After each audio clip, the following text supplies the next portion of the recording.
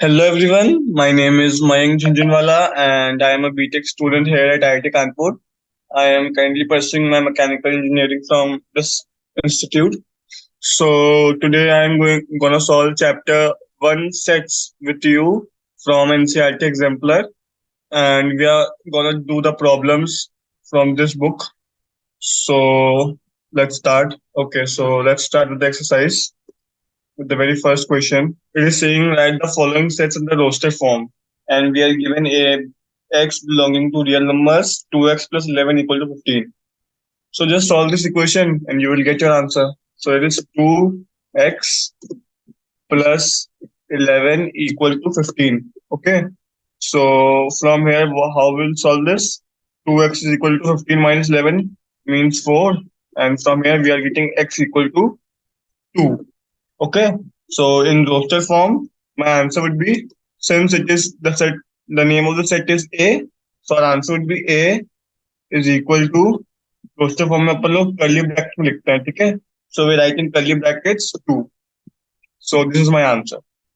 Okay, damn simple question. You have to just solve the equation and get to your answer. So this was the first part.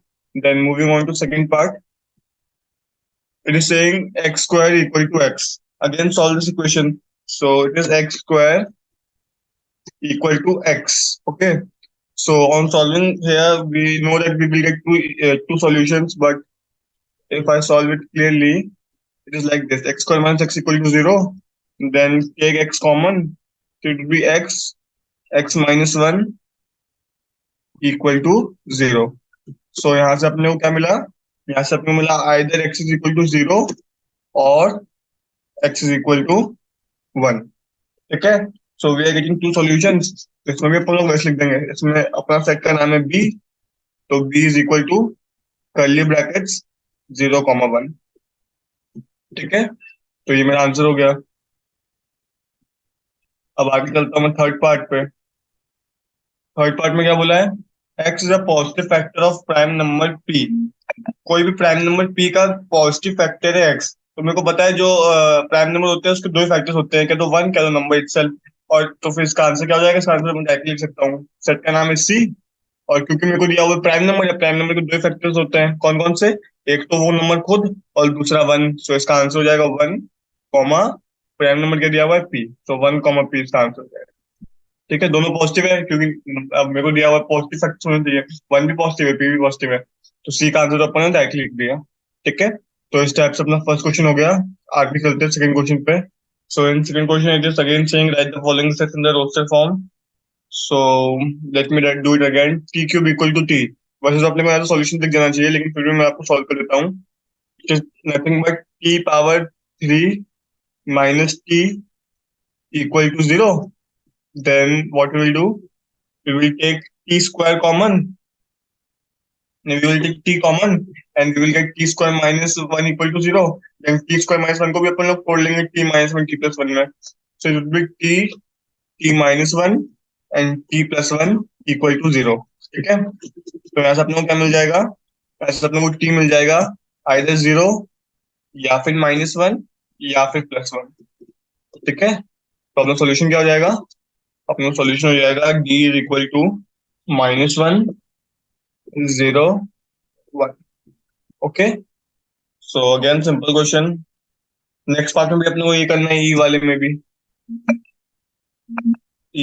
मुझे ये करना है. मेरे को W निकालना है और डब्ल्यू निकाल के मेरे को तो सेट निकाल देना है. तो चलो मैं इसको भी सॉल्व कर देता हूँ. वैसे तो सिंपल ये भी क्या बोला इसमें, W minus 2 upon W plus 3 equal to 3. तो मैं डब्ल्यू प्लस 3 को ले जाता हूँ. It would be W minus 2 equal to 3 times W plus 3. तो वो क्या हो जाएगा? वो हो जाएगा 3w प्लस 9. ओके, सो यहाँ से मेरे पास क्या आ जाएगा? यहाँ से मेरे पास आ जाएगा 2w is equal to -11. And from here I am getting my w to be equal to -11/3. ठीक है, तो मेरा सोल्यूशन क्या हो गया? मेरा सोल्यूशन हो गया e equal to curly bracket of -11/3, -11/2 sorry. ठीक है, आई होप समझ में आया होगा. आगे चलते हैं नेक्स्ट पेज पे. फिर अपन लोग चलते हैं थर्ड पार्ट पे. थर्ड पार्ट में क्या बोला है? थर्ड पार्ट में मुझे दिया हुआ है f equal to x power 4 minus 5x square plus 6 equal to 0. तो अगेन इसमें अपन लोग क्या करेंगे? इसमें अपन लोग अगेन इसको तोड़ लेंगे। पहले तो इसमें ये अपने को दिख रही है सिंपल सी क्वाड्रेटिक इक्वेशन, तो इसको क्वाड्रेटिक इक्वेशन को सॉल्व करेंगे।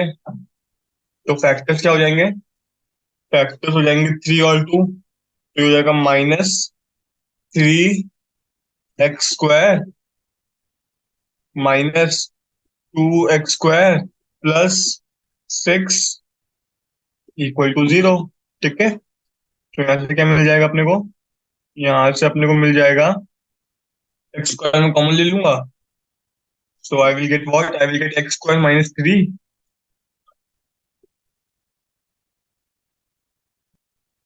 फिर मैं यहाँ से कॉमन ले लूंगा -2, तो यहाँ से मुझे क्या मिल जाएगा? अगेन x² -3, ठीक है, =0। तो यहाँ से क्या आ जाएगा मेरे पास? x² -2 = 0, x² -3 = 0। तो x की क्या वैल्यूज आ गई? x की वैल्यूज आ गई कौन कौन सी? एक आ गई +√3, मतलब एक आ गई +√3, ठीक है। एक आ गई -√3, -√3, ठीक है। एक आ गई +√2, एक हो गई -√2, ठीक है। तो ये चारों मेरी वैल्यूज आ गई। अब इसको वापस मैं कर्ली ब्रैकेट में लिख दूंगा, ये मेरा आंसर हो जाएगा। ठीक है, तो ये मेरा आंसर हो जाएगा। आई होप समझ में आया होगा, सिंपल था, कुछ नहीं किया मैंने, बस क्वेश्चन को सॉल्व किया है। जो मेरा आंसर है इसको मैं कर्ली ब्रैकेट लिख दूंगा, तो फिर this is my final answer to this question. Okay, so this was my second question. Question number third, what it is saying? It is saying x is a positive factor of the number 2 power p bracket में 2 power p minus 1, where 2 power p minus 1 is a prime number. Write y in roasted form. So मेरे को दिया हुआ है कि 2 power p minus 1 is a prime number. 2 power p minus 1 is a prime number है, तो मेरे को पता है कि, चलो इसको मैं अगर इसको सॉल्व करूँ तो कैसे करूंगा? इसको ऐसे करूंगा, देखो फॉरवर्ड वाला क्वेश्चन में मेरे को चाहिए 2 power p minus 1 prime number है, ये मुझे दिया हुआ है। और लेकिन मेरे को पता है कि जो 2 पावर, मैं -1 को नीचे लिख रहा हूँ, मैं -1 को 2 के पावर में लिख रहा हूँ, 2 पावर p-1, ठीक है। इसके क्या फैक्टर्स होंगे? इसके फैक्टर्स क्या होंगे? इसके अगर मैं फैक्टर्स निकालूं, इसके फैक्टर्स होंगे, एक तो 1, फिर 2, फिर 2², फिर 2³ ऐसे करके कहाँ तक? ऐसे करके 2 पावर p-1 तक सारे इसके फैक्टर्स होंगे। कहाँ तक? Dash dash dash up to 2 power p-1, ठीक है। ये सारे इसके फैक्टर्स होंगे। अब मेरे को लिखना है, मेरे को इसको रोस्टर फॉर्म में लिखना है, तो बस रोस्टर फॉर्म में लिख दो। सेट का नाम है Y, Y is equal to curly bracket. अब मेरे को पता है 2 पावर p-1 तो प्राइम नंबर है, तो उसके फैक्टर्स तो 1 और वो नंबर ही होंगे खुद। तो मेरे को लिखना है इसके फैक्टर्स, इस पूरे नंबर के फैक्टर्स। पूरा नंबर कौन सा है? 2 power p-1 multiplied by 2 power p-1। तो दोनों के फैक्टर्स को मैं अगर अलग अलग लिखूंगा तो भी वो कंबाइन का फैक्टर होगा। मतलब इसको ऐसे समझो, मान लो मेरे को नंबर दिया हुआ है 20 में क्या लिख सकता हूँ? 20 में लिख सकता हूँ 2 × 10। तो जो 10 के फैक्टर्स होंगे 2 और 5, और 20 के भी फैक्टर्स होंगे। तो वैसे मैं बोलना चाह रहा हूँ कि 2 power p-1 into 2 power p-1, इसके जो फैक्टर्स होंगे वो पूरे के फैक्टर्स होंगे। मतलब ये जो मैंने फैक्टर्स लिखे हुए हैं ये इसका रोस्टर फॉर्म में आएगा। तो मतलब 1, 2, 2², comma dash dash dash up to 2 power p, factor लिख देता हूँ, p-1। और आखिरी वाला मैंने बोला नंबर भी अपना खुद का फैक्टर होता ही है, तो मैं वो भी लिख दूंगा इसमें, 2 पावर p-1, ठीक है। तो ये मेरा इसका आंसर हो जाएगा। सिंपल क्वेश्चन था, बस अपने को थोड़ा सा दिमाग लगाना है, बाकी सिंपल है, ठीक है। फिर आगे चलते क्वेश्चन नंबर फोर्थ पे। फोर्थ में क्या बोला है? State which of the following statements are true और false. Okay, so first is saying 35 belongs to x x has exactly 4 positive factors. तो ये तो अपन लोग चेक कर सकते हैं ना। 35 के फैक्टर्स क्या क्या होते हैं? 35 के फैक्टर्स होते हैं, 1 सबका होता है, एक होता है 5, एक होगा 7, 1 5 7 35, ऐसे 40 फैक्टर्स हैं। सो 35 is an element of this set, so first वाला स्टेटमेंट ट्रू है। मतलब इसको तो अपन लोग ओरली चेक कर सकते हैं ना। तो फर्स्ट वाला तो ट्रू हो जाएगा। ठीक है। फिर सेकंड वाले में बोला 128 the sum of all positive factors of y is 2y। तो 128 के फैक्टर्स निकालो, क्या क्या होंगे 128 के फैक्टर्स क्या क्या होंगे। 1 होगा, 2 होगा, 4 होगा, फिर 8 होगा, फिर 16, फिर 32, फिर 64 और फिर 128। ये इसके फैक्टर्स होंगे। ठीक है। अब इन फैक्टर्स को जब मैं सम करूंगा तब इनका सम कितना आएगा। हम कैलकुलेटर इसको सम कर सकते हैं अपन लोग। इसका सम आएगा इसको मैं अगर मेरे को चाहिए कि ये सम 2y के बराबर हो। यहाँ पे y क्या है।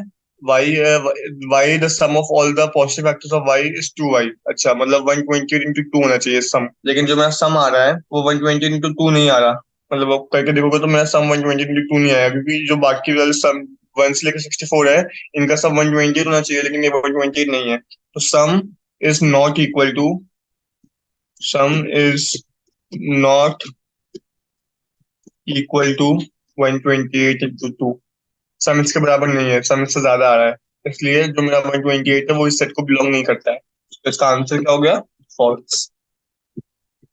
ठीक है। आगे चलते हैं थर्ड वाले पे। थर्ड वाले में क्या बोला है, three does not belongs to this set. मेरे को सेट दिया हुआ है, सिंपल है ये तो। यहाँ पे एक्स की जगह थ्री डाल के देख लो, अगर वो सेटिस्फाई कर रहा है तो फिर बिलोंग करता है, वरना नहीं करता है। तो जब मैं एक्स की जगह थ्री डालूंगा तो फिर यहाँ पे ये मेरे को ये इसमें बिलोंग नहीं कर रहा है, ये आएगा। तो three does not belong to this set is true. ठीक है, इसको आप डाल के कर सकते हो। जब आप थ्री को इस इक्वेशन में डालोगे, sorry, when you will put 3 in this equation you will get minus 346, which is not equal to 0 obviously. So 3 does not belong to this set. Okay, then moving on to fourth में क्या बोला है, 496 does not belong to this set. And what is the set is the sum of all positive factors of y is 2y, again वही same thing. तो जब मैं इसके factors का सम कर रहा हूँ, इसके फैक्टर्स क्या क्या होंगे, 1 2 4 8 16 31 62 124 248 और 496। इनका सम आएगा 992, जो कि 2 into 496 के बराबर है। ठीक है। तो एक्चुअली में ये इसको बिलोंग करता है। तो ये स्टेटमेंट एक्चुअली में फॉल्स है, क्योंकि 496 बिलोंग्स टू दिस सेट।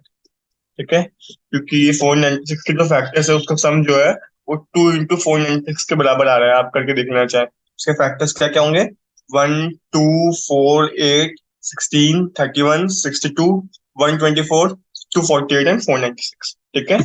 आगे चलते हैं क्वेश्चन नंबर फिफ्थ पे। फिफ्थ में क्या बोला है, एक सेट दिया हुआ है एल, एक दिया हुआ है एम और एक दिया हुआ है एन। मेरे को ये वेरीफाई करना है। ठीक है, इसको मैं वेरीफाई कर लेता हूँ। तो सबसे पहले मेरे को निकालना है M intersection N. M intersection N, मुझे सबसे पहले ये निकालना है। ठीक है। तो एम इंटरसेक्शन का मतलब क्या होता है, वो एलिमेंट्स जो एम में भी और एन में भी है। ठीक है। तो नहीं, सॉरी, ये एम यूनियन एन है, इंटरसेक्शन में उल्टा यू आता है एक्चुअली में। तो यूनियन में क्या होता है, जो एलिमेंट्स एम में है और एन में है उनको हम दोनों को लेंगे, भले ही वो दोनों में ना हो, लेकिन एक एक बार ही लेंगे। ठीक है, मतलब सारे एलिमेंट्स कवर हो जाने चाहिए बेसिकली। तो कौन कौन से होंगे, 1 3 4 5 6, क्या क्या होंगे, 1 3 4 5 एंड 6। ठीक है, ये आएंगे यूनियन में। और मेरे को क्या बोला है, मेरे को बोला है इसका मेरे को एल से माइनस करना है। एल से माइनस करना है मतलब वो वाले एलिमेंट्स जो एल में है लेकिन एम यूनियन एन में नहीं है। तो 1 2 3 4 माइनस दिस, तो इसमें 1 है 4 है और 3 भी है। तो एल माइनस दिस थिंग क्या आएगा, वो आएगा 2। तो बेसिकली मैं लिखना चाह रहा हूँ L minus M union N. ये क्या आएगा, ये आएगा, देखो एल में है 1 2 3 4, इसमें 1 भी है 3 भी है 4 भी है, बस 2 नहीं है ना। तो एल माइनस एम इंटरसेक्शन आएगा 2। ठीक है। और दूसरी तरफ मुझे क्या दिया हुआ है, दूसरी तरफ मुझे दिया हुआ है एल माइनस एम। तो एल माइनस एम में क्या आएगा? एल माइनस एम में आएगा 1 2 3 4 -3 4 5 6, मतलब 1 2 आएगा। क्या आएगा? 1 2। ठीक है। उसके बाद क्या दिया हुआ है? L minus N. L minus N, इसमें क्या आएगा? इसमें आएगा 1 2 3 4 -1 3 5, मतलब 2 4 आएगा। 2 4। ठीक है। अब मेरे को दोनों को लेना है इंटरसेक्शन, क्योंकि इसमें उल्टा यू बना हुआ है, उल्टा यू होता है इंटरसेक्शन। दोनों का इंटरसेक्शन लूंगा, मतलब जो दोनों, जो वाला एलिमेंट जो दोनों सेट में कॉमन हो। दोनों में कॉमन क्या है? 2। यहाँ से भी 2 आया, यहाँ से भी 2 आया, हेंस प्रूव्ड। ठीक है। तो आई होप समझ में आया होगा, सिंपल क्वेश्चन था। आगे चलते हैं क्वेश्चन नंबर 6 में। क्या बोल रहा है? If A and B are subsets of universal set U, then show that A is a subset of A intersection B. A is a subset of A union B, sorry. So इसको अपन लोग कैसे करेंगे? Let's say कि मेरा x, कोई element है x जो ए को बिलोंग करता है। ठीक है। X belongs to A. फिर अभी मेरे को बोला है कि we have to prove that A is a subset of A union B. Okay, अब मेरे को बोला है कि ए और बी दोनों सबसेट है यूनिवर्सल सेट के। तो अगर अपन लोग बोल रहे हैं कि x is a subset of a, obviously बात है x will also be a subset of a union b। तो यूनियन में वाले एलिमेंट्स तो आते हैं जो a में है, वाले एलिमेंट्स भी आ जाएंगे जो b में है। तो फिर x is a subset of a union b भी सही होगा। क्यों? क्योंकि x अगर a का सबसेट है, मतलब x अगर a को बिलोंग करता है, तो x a यूनियन b को भी बिलोंग करेगा। ठीक है। तो अगर अगर अपन लोग माने कि, ऐसा मैंने लिख दिया, इसको वैसे भी लिख सकता हूँ ना कि x बिलोंग्स टू a।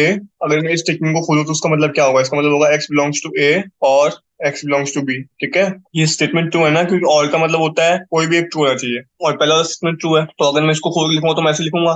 तो बेसिकली अगर ये चीज होल्ड करती है तो फिर ये चीज भी होल्ड करती है। इसका मतलब क्या हुआ? इसका मतलब हुआ a is a subset of a intersection b, a union b, sorry. आया समझ में? मैंने क्या बोला? मैंने बोला कि एक्स ए को बिलोंग कर रहा है, तो एक्स ए यूनियन बी को भी बिलोंग करेगा। तो यहाँ से मैंने प्रूव कर दिया कि A is a subset of A union B, simple. ठीक है। अगर समझ में नहीं आया तो उसको वापस देखना, समझ में आ जाएगा। वेरी सिंपल है, ज्यादा टिपिकल नहीं है ये चीज। फिर अगले में चलता है। अगले में बोला है A subset of B implies A union B is equal to B. Obvious सी बात है, मतलब ये आपको समझ में भी आ रहा होगा कि मैं बोल रहा हूँ कि मैं ए का सबसेट हूँ, मैं बी का सबसेट हूँ। तो ऑब्वियस सी बात है कि जो एलिमेंट्स बी में होंगे वही एलिमेंट्स ए में भी होंगे। मतलब बी में ऐसे कुछ एलिमेंट्स होंगे जो ए में नहीं है, लेकिन ए में सारे एलिमेंट्स वही होंगे जो बी में है। तो ए यूनियन बी जब भी हम लोग करेंगे तो वो बी के बराबर आएगा। तो ये ओरली तो अपने को दिख रहा है, बस अपने को प्रूव करना है। ठीक है। सो इसको वापस वही करेंगे, अपन लोग एक एलिमेंट लेंगे एक्स, उसको अपन लोग मानेंगे कि वो ए यूनियन बी का है। Let X belongs to A union B. ठीक है। अब मेरे को चाहिए, इसका मतलब वापस वही है कि X either belongs to A और X either belongs to B. ठीक है। और X either belongs to A और X either belongs to B. क्या बोल रहा हूँ मैं? इसका मतलब क्या हुआ? इसका मतलब हुआ X either belongs to A और X either belongs to B. ठीक है। लेकिन मेरे को क्वेश्चन में कंडीशन दी हुई है कि A is subset of B, मतलब जो एलिमेंट ए में है वो बी में तो है ही। इसका मतलब ये हुआ कि एक्स बिलोंग्स टू बी। ठीक है। ऐसा हो सकता है कि एक्स बी में हो ए में ना हो, लेकिन ऐसा नहीं हो सकता कि एक्स ए में है और बी में नहीं है। ठीक है। इससे अपन ने प्रूव कर लिया कि एक्स बिलोंग्स टू बी। ठीक है। इससे क्या प्रूव हो गया? इससे प्रूव हो गया कि A union B is a subset of B. ठीक है। तो पहली चीज अपन ने प्रूव कर दिया। अब मेरे को प्रूव करना है कि अ, मेरे को ये प्रूव करना है कि A union B is equal to B. लेकिन एक और चीज है इसमें। मेरे को ये चीज तो पता ही है पहले से कि जो मेरा बी होगा वो ए यूनियन बी का सबसेट के, मतलब ए यूनियन बी का सबसेट होगा। मतलब ये तो हमारी प्रॉपर्टी होती है ना कि जब भी मेरे को ए यूनियन बी दिया होगा तो A is subset of A union B and B is also subset of A union B. ये मेरी प्रॉपर्टी होती है। अगर ये नहीं पता हो तो पता कर लेना। ठीक है। और ये वाली चीज मैंने प्रूव कर दी। तो दोनों से अपने को क्या पता चल रहा है, मैं बोल रहा हूँ कि ए यूनियन बी बी का सबसेट है, और बी जो है ए यूनियन बी का सबसेट है, तो दोनों एक दूसरे के सबसेट है। इसका मतलब क्या होगा, इसका मतलब दोनों इक्वल है। इसका मतलब A union B is equal to B, simple. ठीक है। तो पहली चीज तो अपन ने प्रूव कर दी कि अगर अगर ए जो है बी का सबसेट है, तो ए यूनियन बी बी के बराबर होगा। लेकिन अपने को दिया हुआ है कि अपने को दोनों तरफ से प्रूव करना है, तो अपन को ये वाली कंडीशन लेके चलनी है, और अपने को ये प्रूव करना है। अपन ने यहाँ से इसको प्रूव कर दिया, अब अपने को यहाँ से इसको प्रूव करना है। ठीक है, क्योंकि यहाँ पे if and only if condition दी हुई है। तो अब अपने को क्या कंडीशन लेके चलनी है, अब अपने को ये वाली कंडीशन लेके चलनी है क्या, कि A union B is equal to B. अब अपने को ये लेके चलना है। तो वापस मैं मानता हूँ कोई एलिमेंट है एक्स, इट बिलोंग्स टू ए। ठीक है। तो और मेरे को दिया हुआ है कि, अब मेरे को पता है अगर एक्स ए को बिलोंग करता है, तो एक्स ए यूनियन बी को भी बिलोंग करेगा।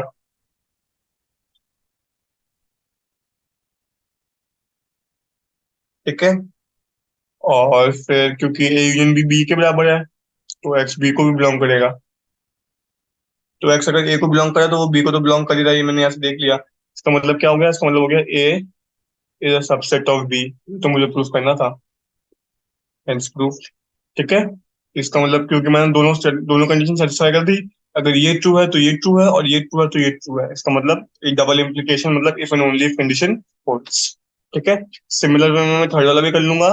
सो I am leaving for you this third part, and I am moving on to question number 7। ठीक है। सो क्वेश्चन नंबर 7 में क्या बोला है, मेरे को दिया हुआ है एन इज अ सेट जिसमें है 1 से लेके 100 तक के एलिमेंट्स। फिर मुझे बोला है then write the subset of N whose elements are even numbers. तो ये सिंपल है। इसमें क्या हो जाएगा, subset of N whose elements are even numbers is equal to 2 4 6 8 से लेकर 100 तक। और जिसमें क्या अगले वाले में क्या बोला है, whose elements are perfect square numbers. तो परफेक्ट स्क्वायर लिख दो, 1 4 9 16 25 36 49, ऐसे करके अपन लोग 100 तक चले जाएंगे। तो सेवेंथ वाला सिंपल क्वेश्चन है। आगे चलते क्वेश्चन नंबर 8 पे। ओके, सो क्वेश्चन नंबर 8 पे चलते हैं। क्वेश्चन नंबर 8 में मुझे बोला है, क्या बोला है क्वेश्चन नंबर 8 पे, क्वेश्चन नंबर 8 में मुझे बोला है x is equal to 1 2 3 if n represents any number of x, then write the following sets containing all numbers represented by 4n। तो ये तो सिंपल है। तो पहला सेट क्या हो जाएगा, पहला सेट हो जाएगा 4n। कैसे लिख सेट को वैसे लिखते हैं ना जैसे दिया होगा, जो अपने कंडीशन दी हुई है पहले वो लिखेंगे 4n, फिर एक डैश लगाएंगे, फिर अपन लोग लिखेंगे n बिलोंग्स टू x, जो मुझे दिया हुआ है, n बिलोंग्स टू x। ठीक है। ये हो गया मेरा सेट क्लोज, ये है मेरा set, this set is equal to, और क्योंकि मेरा n बिलोंग्स टू x है तो n की वैल्यू 1 2 3 है, तो 4n की वैल्यू क्या हो जाएगी, 4 8 12। ठीक है। तो ये तो हो गया मेरा फर्स्ट पार्ट। सेकंड में क्या बोला है, n+6 भी इसी तरह की हो जाएगा, n/2 भी ऐसे हो जाएगा, n-1 भी ऐसे हो जाएगा। फिर भी मैं n-n/2 और कर देता हूँ। n/2 में भी ऐसे लिखेंगे, n/2 dash, again n belongs to x,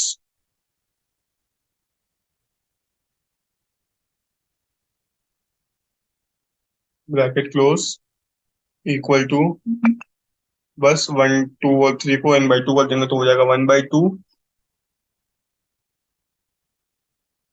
1/2, 2/2 हो जाएगा 1, 3/2। ठीक है। तो ये तो हो गया मेरा solution. Okay, so this is the 8th one. Moving on to question number 9th। इसमें क्या बोला है, if y is equal to 1 2 3 up to 10 and a represents any element of y।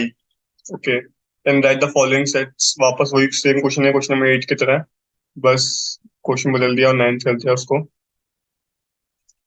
मेरे को बोला है A square does not belong to Y. A belongs to Y but A square does not belong to Y Y. Okay, so किस जिसका square Y में belong ना करता हो वाले में लिखेंगे। तो फर्स्ट वाले को अपन लोग कैसे लिखेंगे, वैसे लिखेंगे। ए, सबसे पहले ए लिखेंगे, देन ए के बाद ए की डेफिनेशन लिखेंगे। ए की डेफिनेशन क्या है? ए की डेफिनेशन है A belongs to why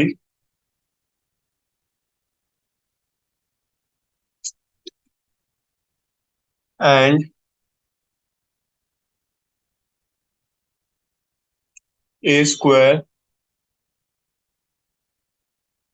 does not belong to Y. मतलब A square does not belong to Y. ठीक है, ये तो है मेरा सेट। अब एक वॉल्यूम लिखना है जिसका स्क्वायर जो है वाई में ना हो। ठीक है, जिसका स्क्वायर वाई में ना हो। तो वन का स्क्वायर तो वन ही होता है, वो है। टू का स्क्वायर फोर भी है, थ्री का स्क्वायर नाइन भी है, फोर का स्क्वायर 16 है, वो नहीं है। मतलब फोर से लेकर 10 तक सारे कुछ लिख लूंगा। 4, 5, 6 से लेकर कहाँ तक जाऊंगा? यहाँ से लेकर 10 तक जाऊंगा। ठीक है, तो ये मेरा आंसर हो जाएगा फर्स्ट पार्ट का। सेकंड में बोला A plus one equal to six. ये मैं वापस पैसे लिख लूंगा। A plus one equal to six, A dash A plus one equal to six, comma A belongs to Y, और A plus one equal to six. इससे इससे मेरे को क्या मिल जाएगा? इससे मेरे को मिल जाएगा ए इक्वल टू 5। सिंपल। ठीक है, फिर अगले में मुझे बोला है A is less than six. A is less than six में कौन कौन से एलिमेंट्स आ जाएंगे? 1, 2, 3, 4, 5। तो फर्स्ट वाले पार्ट का आंसर हो जाएगा 4 से लेकर 10 तक सारे एलिमेंट्स। सेकंड वाले का आंसर हो जाएगा 5, और थर्ड वाले का आंसर हो जाएगा 1, 2, 3, 4, 5। ठीक है, in this way 9th question can be done easily. Moving on to 10th one.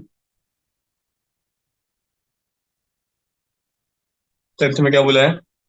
10th में बोला है A B and C are subsets of universal set if A is equal to this, B is equal to this, and C is equal to this, and U is the set of all whole numbers, then draw a Venn diagram showing the relation of U, A, B, and C. Okay. So सबसे पहले तो अपन लोग एक box बनाएंगे। Okay, फिर अपने को बोला है वेन डायग्राम बनाना ना। अपने को तीन सेट दिए हुए हैं, ए बी एंड सी। तो अपने तीन सर्कल बनाएंगे।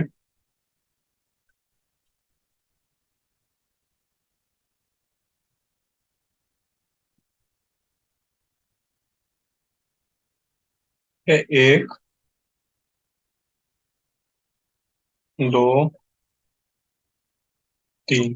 ठीक है, उसी के तीन सर्कल बनाएंगे, ओवरलैपिंग सर्कल्स। ये इसको ओवरलैप करेगा और इसको ओवरलैप करेगा। ठीक है, इस टाइप से बनेगा। और क्योंकि मेरे को उसको दिखाना ओवरलैप करता हुआ, तो मैं इसको ओवरलैप करता हुआ दिखा देता हूँ। It would be something like this. ठीक है, तो ये मेरे ओवरलैपिंग सर्कल्स बन गए। अब मुझको चाहिए ए बी और सी दिखाना ना मुझे। तो लेट्स से ये वाला सर्कल है मेरा ए, ये वाला सर्कल है मेरा बी, और ये है मेरा सी। ठीक है, तो जो ये रेक्टेंगल बना हुआ है, ये तो मेरा यूनिवर्सल सेट यू है। ठीक है, तो इसमें है मेरे ए बी और सी। ए में कौन कौन से एलिमेंट्स है? 2, 4, 6, 8, 12, 18। तो 2, 4, 6 तीनों में नहीं है ना, तो यहाँ पे मैं लिख दूंगा 2, 4, 6। ठीक है, फिर मुझको यहाँ पे लिखना पड़ेगा, यहाँ पे वो लिखना पड़ेगा जो ए में भी है और बी में भी है। ऐसे कौन कौन से एलिमेंट्स हैं? सर 6 दोनों में है क्या? तो मेरे को 6 यहाँ से वेस्ट करना पड़ेगा, क्योंकि 6 दोनों में है। 2, 4 और 8 जो है वो सिर्फ ए में है, तो 2, 4, 8। ठीक है, अब दोनों में कौन कौन सा है? दोनों में 6 और 12, ए और बी। तो यहाँ पे आएगा 6 और यहाँ पे आएगा 12।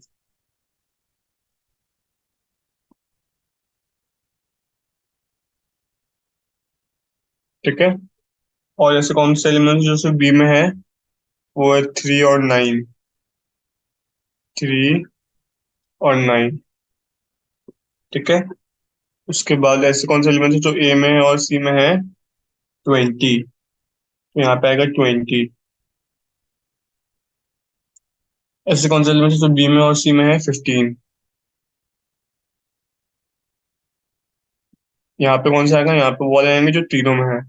ऐसा कोई एलिमेंट तो नहीं है जो तीनों में हो, तो यहाँ पे कोई नहीं आएगा। बाकी बचे हुए सी में आएंगे। तो सी के जो बचे हुए हैं मतलब 5 और 10। ठीक है। तो ये बन गया मेरा वेन डायग्राम। समझ में आया कैसे बनाते हैं? अपन लोग जो जितने अपने को सेट दिए हैं, अपन वो सेट लिखेंगे, उतने सर्कल्स बनाएंगे, तीनों को ओवरलैप करवाएंगे, ओवरलैपिंग वाले एलिमेंट्स ओवरलैपिंग वाले रीजन में लिखेंगे, और बाकी पूरा सेट यूनिवर्सल सेट हो जाएगा। ठीक है। तो ऐसे बनाते हैं अपन लोग Venn diagram.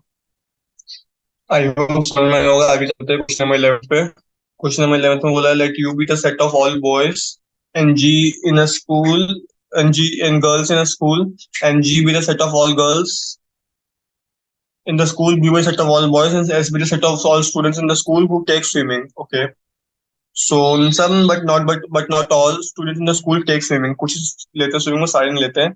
Draw one diagram showing one of the possible interrelationship among such U, G, B and S. कोई भी एक बनाना है तो बना दो, इसमें तो कह रही है, तो बहुत सिंपल क्वेश्चन है। आपको तो कोई भी रिप्रेजेंट करना है ना, आपको तो कोई कंडीशन तो दी नहीं है। So let's do it. Let this be one set. Draw three circles because there are three conditions: boys, girls, and swimming. So one, then duplicate it, then duplicate it. Okay. So these three are your conditions. Okay. So this will represent the boys. Let's say B. This will represent swimmers. Let's say S. And this will represent girls. Okay. And this is your universal set U. कुछ भी बना सकते हो ना। अब आपने आपको तो एक पॉसिबल कंडीशन बतानी है। तो ये वाले रीजन में वाले बच्चे जो बॉयज स्विमिंग करते हैं, और ये वाले रीजन में वाले बच्चे जो गर्ल्स स्विमिंग करती है। Okay. Then moving ahead to question number 12। 12th में क्या बोला है? 12th में मुझे बोला है कि for all sets A B and C show that this condition holds. Okay. मेरे को ये कंडीशन होल्ड करती है, ये मुझे दिखाना है। तो ये वैसे ही होगा जैसे मैंने एक्स लेके किया था। उसको मैं करता हूँ।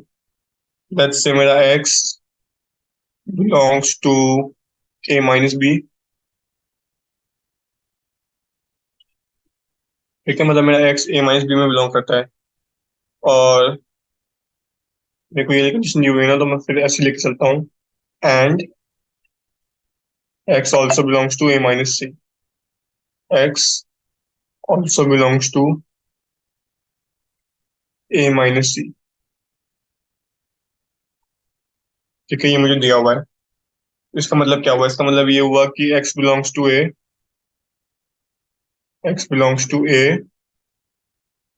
And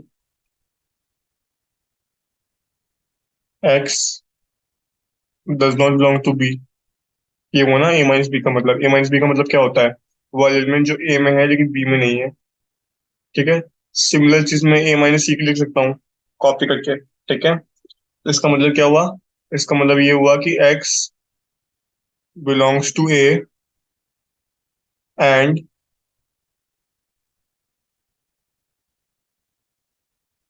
X does not belongs to either B और सी। अब दोनों को बिलोंग नहीं करता। X does not belong to B and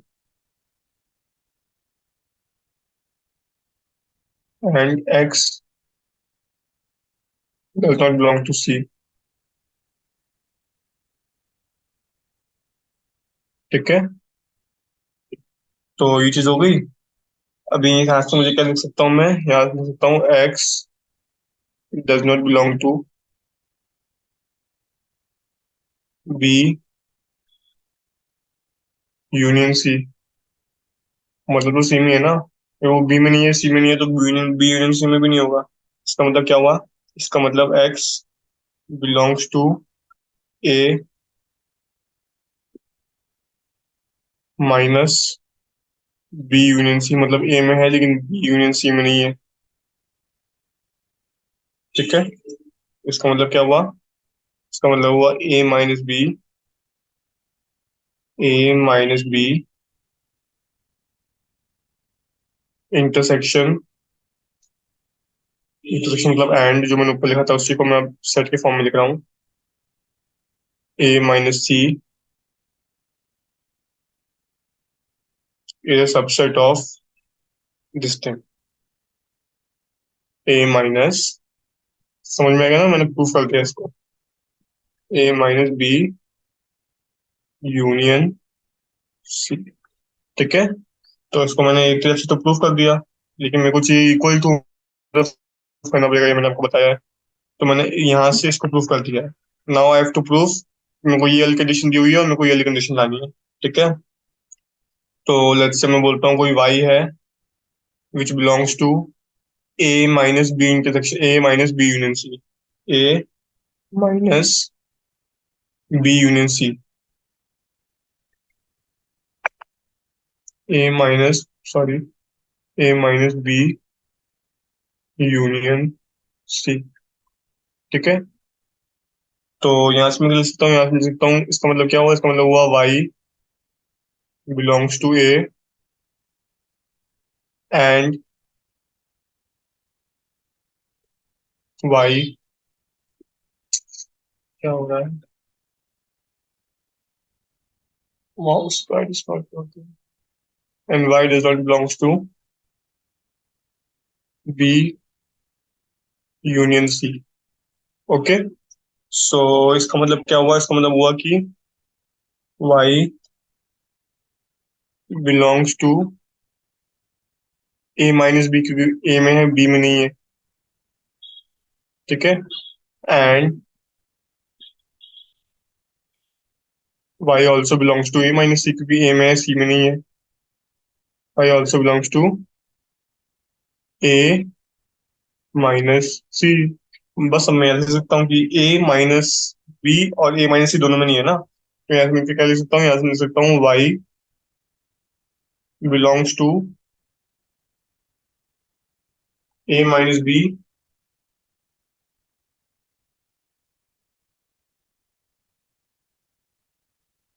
intersection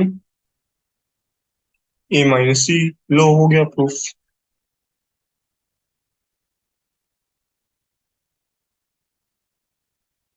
ठीक है, बस अपने में लिख लिया कि this thing is subset of this thing, क्योंकि मैंने दोनों तरफ से प्रूफ कर दिया है। इसका मतलब A minus B union C minus B is equal to A minus B union E.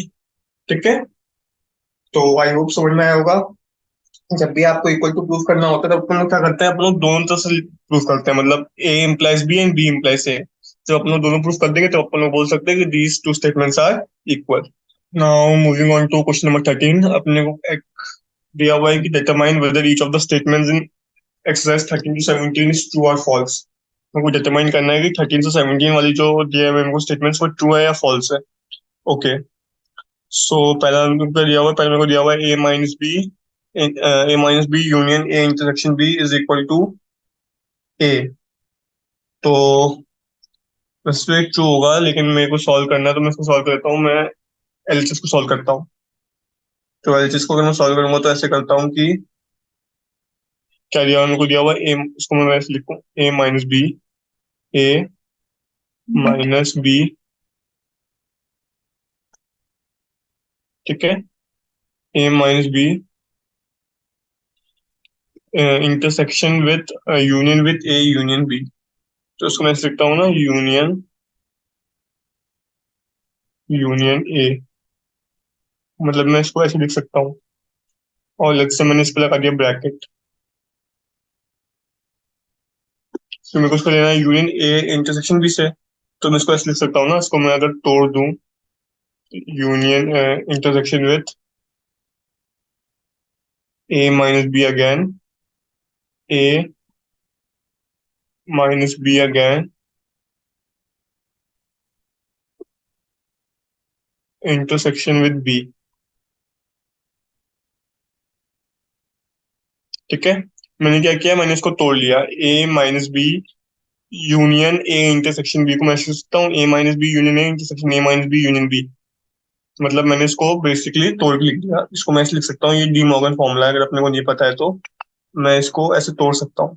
ठीक है, फिर अपन जब इसको कंबाइन करेंगे तब क्या होगा, ए माइनस बी तो कॉमन होकर कंबाइन हो जाएगा, A minus B union A intersection भी हो जाएगा जब मैं इसको वापस जोड़ूंगा, मतलब जो मेरे को दिया हुआ उसको मैंने तोड़ के लिखा हुआ है ऐसे।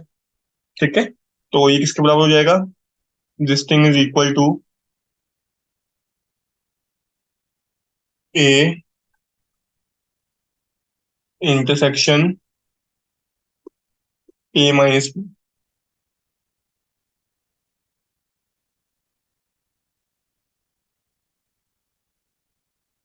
ठीक है, मतलब ये ए और ए माइनस बी का इंटरसेक्शन के बराबर है। इंटरसेक्शन का मतलब क्या होता है? वो एलिमेंट्स जो ए में भी है और ए माइनस बी में भी है। तो यहाँ से दोनों में यूनियन लगा हुआ है, इससे अपने को क्या पता चलता है? इससे अपने को पता चलता है कि वो वाले एलिमेंट्स ए माइनस बी में भी है और बी में भी है, मतलब इन दोनों में से किसी एक में है एटलीस्ट। ठीक है, फिर मैं कर रहा हूँ दोनों का इंटरसेक्शन। इसका मतलब क्या हुआ? इसका मतलब वो वाला एलिमेंट्स, वाला जो एलिमेंट है एक्स, वो इसको भी बिलोंग करता है और इसको भी बिलोंग करता है, तभी वो इंटरसेक्शन में आएगा। फिर इंटरसेक्शन क्या होता है? इंटरसेक्शन में होता है कि वो एलिमेंट्स दोनों सेट को बिलोंग करना चाहिए, इसलिए वो वाला एलिमेंट इसको भी बिलोंग कर रहा है और इसको भी बिलोंग कर रहा है। और वो दोनों को बिलोंग कर रहा है मतलब वो ए माइनस बी में होगा, ऑब्वियसली बात है, क्योंकि अगर वो ए में होगा तो फिर वो इसमें नहीं हो सकता। अगर वो बी में होगा, मतलब इसका मतलब क्या हुआ? इसका मतलब ये हुआ कि वो एलिमेंट ए में है और ए माइनस बी में है। इसको मैं फिर ऐसे लिखता हूँ, A union A minus A intersection A minus B, कि वो एलिमेंट ए में भी और ए माइनस बी में भी है। बी में क्यों नहीं है? बी में इसलिए नहीं है क्योंकि अगर बी में होगा वो वाला एलिमेंट तो फिर वो ए माइनस बी में नहीं हो सकता, क्योंकि ए माइनस बी का मतलब क्या हुआ? ए माइनस बी का मतलब ये हुआ कि वो वाला एलिमेंट ए में है लेकिन बी में नहीं है।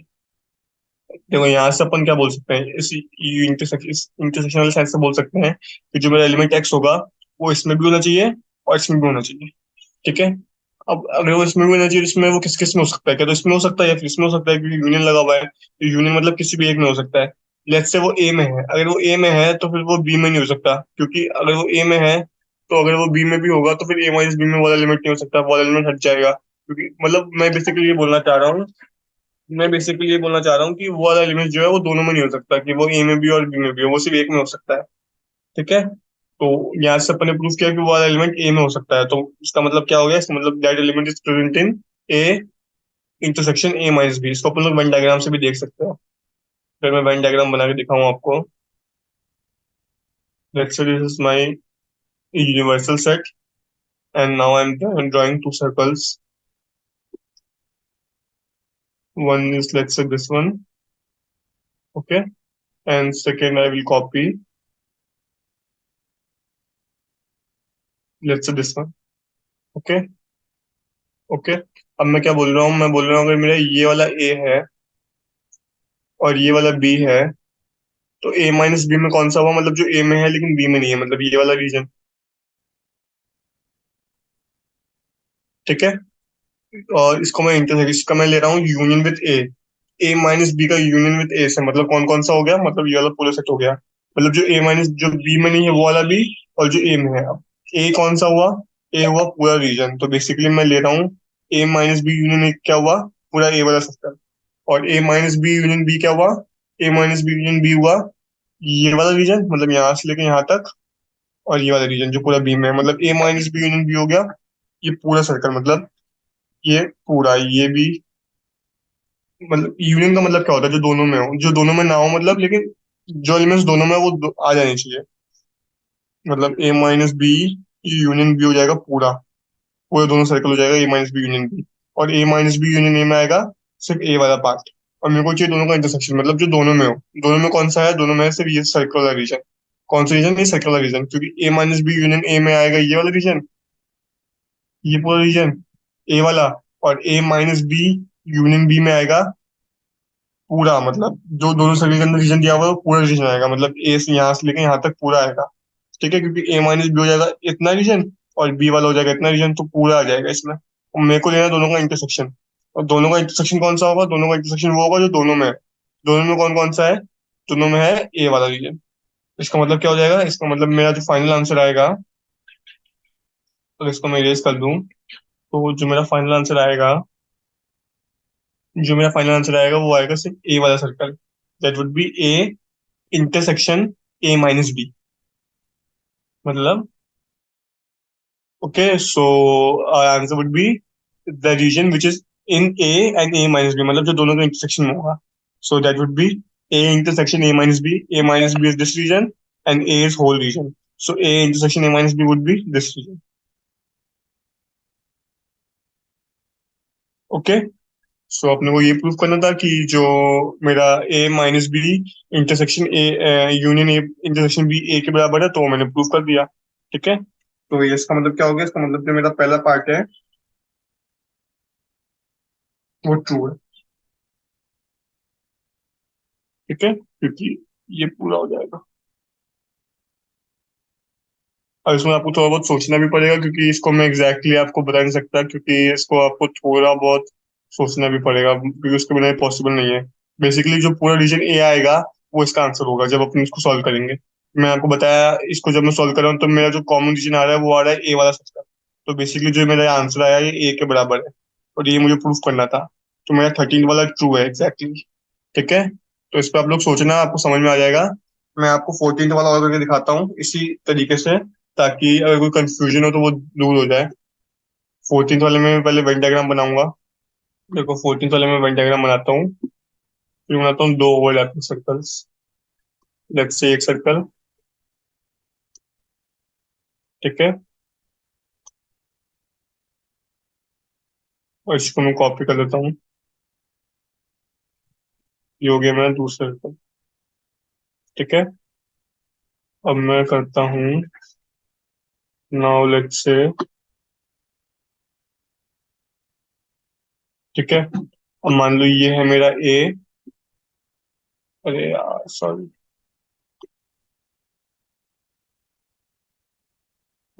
और ये है मेरा बी। ठीक है, अब मेरे को क्या बोला है? मेरे को बोला है मेरे को चाहिए ए माइनस, इसमें तीन है क्या? इस तरीके से होगा ये मेरा बन गया वेन डायग्राम। अब मैं अब तीन सर्कल बनाऊंगा। एक, और copy this, duplicate, and again duplicate.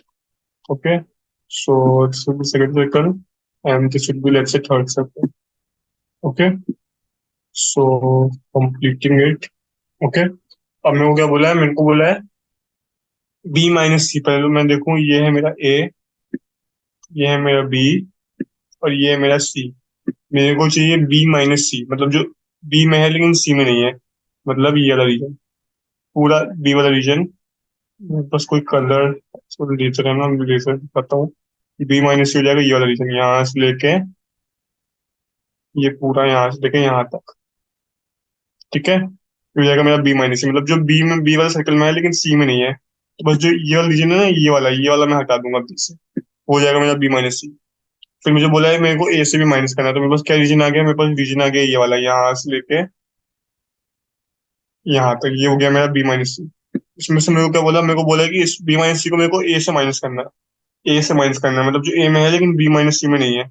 ए में पूरा है ए वाला सर्कल, और बी माइनस सी में कितना है? बी माइनस सी में इतना और है, मेरे को ये और हटाना है। तो बेसिकली ए माइनस बी माइनस सी हो जाएगा ये वाला रीजन। बाहर वाला सर्कल है ना ये वाला, जितना ए में है लेकिन बी में नहीं है। ठीक है, तो ये हो गया मेरा ए माइनस बी माइनस सी। तो इसको अगर मैं कलर कर दूं, चलो इससे करता हूँ। ये रीजन है मेरा A minus B minus C वाला। ठीक है, this is A minus B minus C. अब मेरे को क्या बोला? अगला मेरे को बोला है ए माइनस बी माइनस सी, मतलब ए माइनस बी, मतलब जो ए में है लेकिन बी में नहीं है। जो ए में है लेकिन बी में नहीं है, तो वो कौन सा हो गया? वो वापस ए वाला रीजन हो गया। जो ए में है लेकिन बी में नहीं है, ये है ए माइनस बी। ठीक है, मतलब ये पूरा ए वाला सर्कल, ये ए माइनस बी है। और मेरे को इसमें से माइनस करना है सी वाला पार्ट। सी वाला पार्ट तो मैं माइनस करूँ चाहे ना करूँ, तो बात तो एक ही, सी तो बहुत दूर है, वो ए में है ही नहीं। तो A minus B minus C is equivalent to A minus B, क्योंकि सी तो बहुत दूर है ना, ए माइनस बी यहाँ पे है। तो बेसिकली ये वाला रीजन हो गया। ठीक है, तो बेसिकली दोनों बराबर है। तो ये मुझे प्रूव करना, तो मैंने प्रूव कर दिया इसको। बाकी मैं इसको तीन सर्कल के इंटरसेक्शन से भी प्रूव कर सकता हूँ, अगर आपको वैसे दिखाना है तो ये तो मैंने किया दो सर्कल के इंटरसेक्शन से प्रूफ। अभी इसमें जो एकदम इसका हायर केस होगा वो होगा तीन सर्कल का जब इंटरसेक्शन हो जाए। अपने को वैसे दिखाया है तो उसी से चाहिए, लेकिन यहाँ से मैंने आपको बताया है कि अपन लोग कैसे करते हैं इंटरसेक्शन। अब मैं इसको अगर आपको ढंग से वैसे बताऊं तीन सर्कल का इंटरसेक्शन से, तो वो ऐसे होगा। मान लो ये मेरा ये है वेन डायग्राम, और ये मेरे तीन सर्कल है। मान लो एक सर्कल, दो सर्कल, एंड 3 सर्कल। उसको मैं कैसे करूंगा? उसको मैं ऐसे करूंगा, लेट्स से ये मेरे 3 सर्कल है, तो मेरे को तीनों का इंटरसेक्शन लेना पड़ेगा क्योंकि मेरे को दिया हुआ है 3 है, तो मैंने तीनों का इंटरसेक्शन लिया। ठीक है, तो बेसिकली ठीक है, इस टाइप से होगा ये। अब मेरे को क्या बोला है? मेरे को बोला है B-C। पहले तो मैं बोलता हूँ ये है मेरा A, ये है मेरा B, और ये है मेरा C। अब मेरे को चाहिए B-C, मतलब जो B में है लेकिन C में नहीं है, मतलब ये वाला रीजन। कौन सा रीजन? ये वाला रीजन जो बी में है लेकिन सी में नहीं है। ए से मुझे मतलब नहीं है, अभी ए चाहे हो चाहे ना हो, उससे मतलब नहीं है। मेरे को बस बी चाहिए लेकिन सी नहीं चाहिए। तो ये है पूरा वो वाला रीजन जिसमें बी है लेकिन सी नहीं है। ठीक है, इसमें से मुझे अब मेरे को ए में से ये भी चीज माइनस करनी है, तो ए है पूरा ये वाला रीजन।